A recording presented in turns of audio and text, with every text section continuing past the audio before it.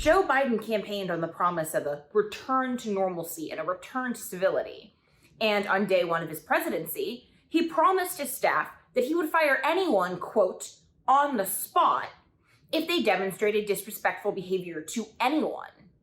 And yet, on Inauguration Day, when contacted by Politico reporter Tara Palmieri, TJ Ducklo showed that that promise is already moot.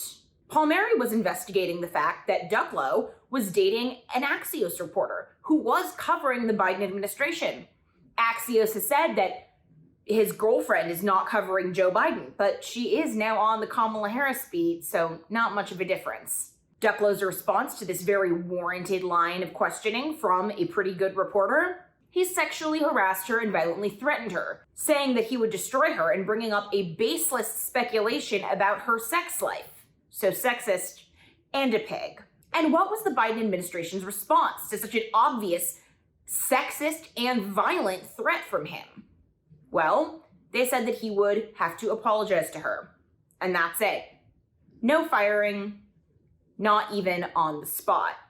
And of course, the only reason we know about this is not because Ducklo made any public apology, but because Vanity Fair revealed that it happened. And naturally, the White House press corps was rightly horrified by the allegation. So then, what did White House Press Secretary Jen Psaki say that she would do as a result?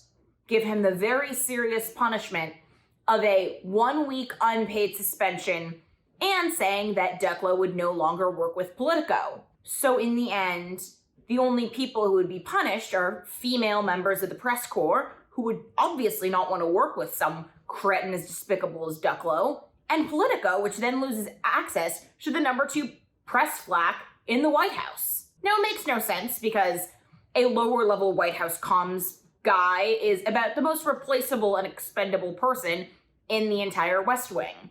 And yet, the Biden administration kept him on anyway. In fact, it wasn't until the weekend, when there had been a 48-hour outrage cycle, that Ducklo wound up giving his resignation. But it does call into question, did Joe Biden not know about this?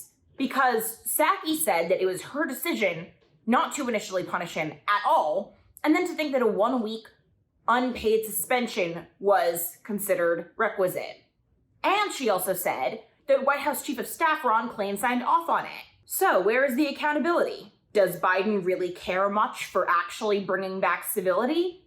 Does he really think that he's going to say that he can fire people on the spot for disrespectful behavior and allow one of his press flacks to threaten and sexually harass a reporter? No, it was always poppycock, and he never had any intention on following through on it. But the press will still cover for him and promise that their norms are protected.